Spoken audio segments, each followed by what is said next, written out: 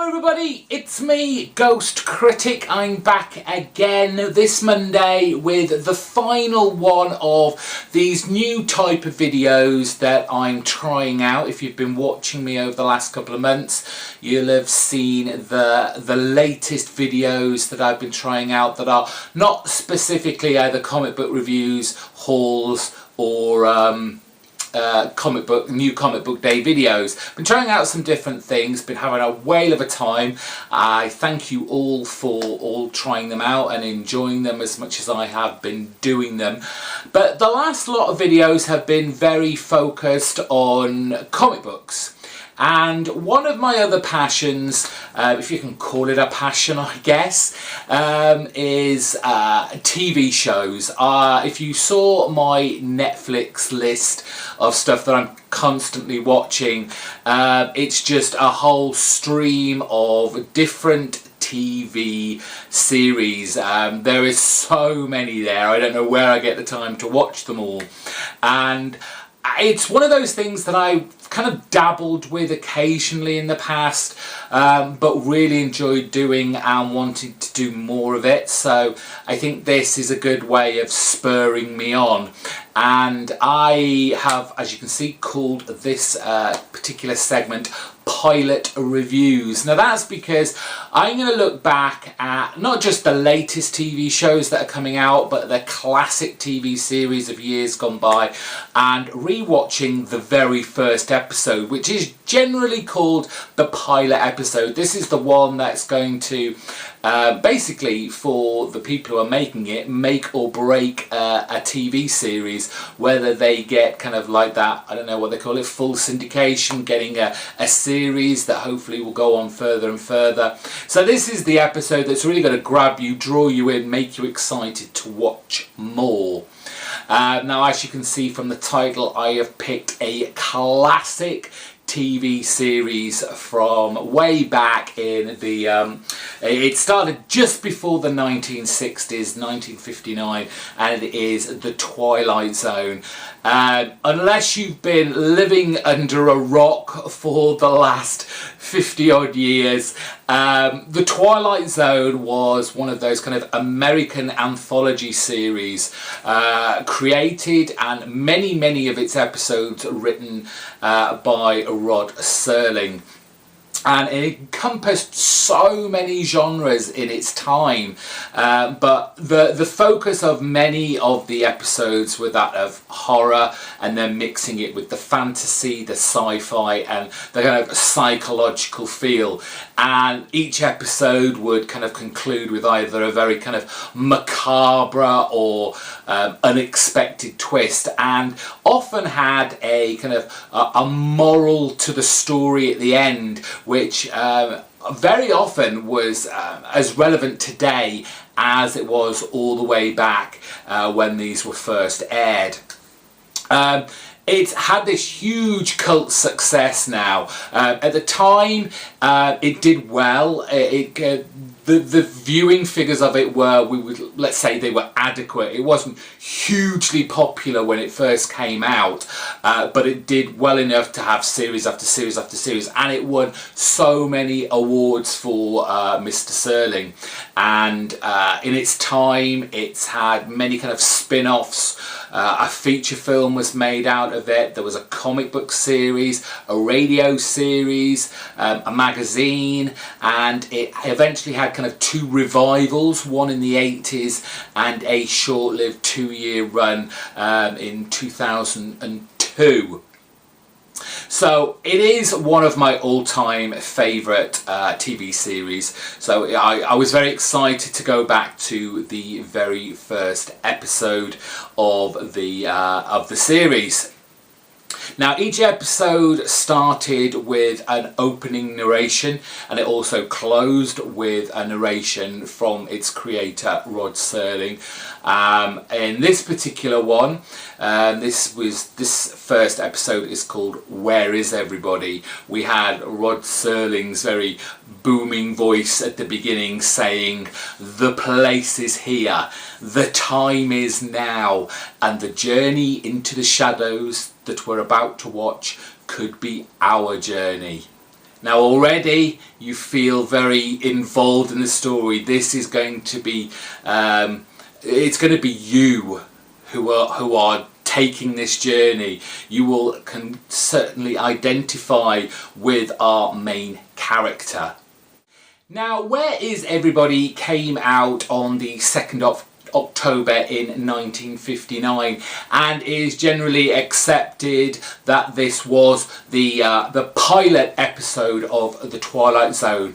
But aficionados of the Twilight Zone will know that there was one that some people do kind of credit as the very first episode, which came a year previously, back in November of 1958. Rod Serling, in another kind of TV series anthology, brought out a story called The Time Element. I've not been able to find that as yet. I'm sure if I look hard enough I probably will find it on YouTube, but I'm going with the first episode that came under the Twilight Zone banner. And Where Is Everybody focuses on a man called Mike Ferris, and we first meet him on a kind of dusty road where he comes across on the outskirts of a town kind of diner, cafe, and there is no one around. He has no recollection of who he is, where he is, why he's here, and it's just everywhere. It's just deserted, but there is kind of like, there are bits that are like, well, someone must have been here, because you have a coffee pot boiling, the jukebox is going, there's food cooking on a hob, so you just like wonder, where have the people all gone? And you follow Mike's journey as he goes into this kind of small town, doing his best to find someone to talk to help him figure out who he is. So we see this kind of build-up of tension and his desperation, going from building to building, looking for someone, getting clues as to where and who he is. He goes to a soda shop, and he has, you know, those spinner racks with the books going round. He's looking through all those, and there's a huge rack, and it's just got the one book on it called Last Man on Earth, which kind of makes the viewer think, is this what it is? Is everyone else just disappeared? Is he the man that's just left, and how is he going to cope on his own? He goes to the local cop shop, where he finds a cigar still lit and smoking in an ashtray. And you know, all the creepy noises, he continually thinks he's being watched, and you just see him getting more and more nervous and more desperate till he comes to, till night time comes. You see here all the lights suddenly come on, there's a cinema in the background which he runs to, and there's a film called Battle Hymn playing, and it makes him remember that he works in the Air Force. And he gets more and more agitated, trying to find people, to the point where he just breaks down. He can't cope with this anymore, and he's constantly pressing away at one of those kind of traffic light stops and pressing the button, screaming for help.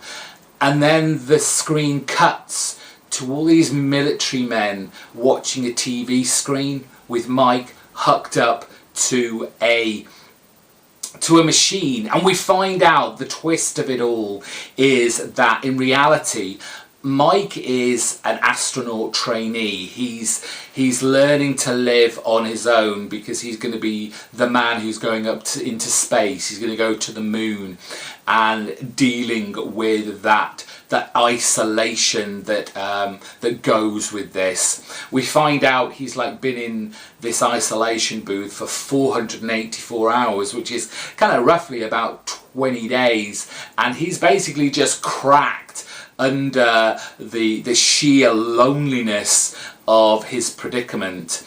I mean, I like my alone time. I like not to have to talk to anyone, but 20 days of that, I think I would have cracked under the pressure as well. It was just such a fantastic story, focusing on the kind of that human need we have of companionship, that, you know, that old saying, no man is an island.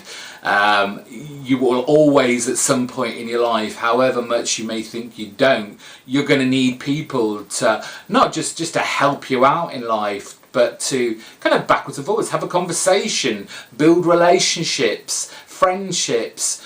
And I kind of really identified with Mike in this little kind of short episode from Rod, who wrote this, because there have been many times in my life that yes, you can go to work every day and you can have that kind of odd one or two conversations, but when you go home there's no one there and you're in this kind of like box, so to speak, and it's just you and it's just your voice. You end up talking to yourself, so I can quite clearly identify with that. And it's kind of compounded this fact of loneliness, which Rod Serling does use a lot in further episodes along the way. He goes back to this theme of being kind of like the last person on Earth, and how are you going to cope with that? And the closing narration, he says, up there in the vastness of space, in the void that is the sky, up there is an enemy known as isolation. It sits there in the stars, waiting with the patience of eons, forever waiting in the Twilight Zone. And that ends that fantastic first episode. And although, you know, I've watched many episodes previous to this of The Twilight Zone, and I knew I loved the show. If I'd have been living in 1959 and I'd have seen that first episode, I would have been hooked. I would have wanted to be sat in front of that TV for every week, never wanting to miss a single episode of The Twilight Zone. Just a fantastic series.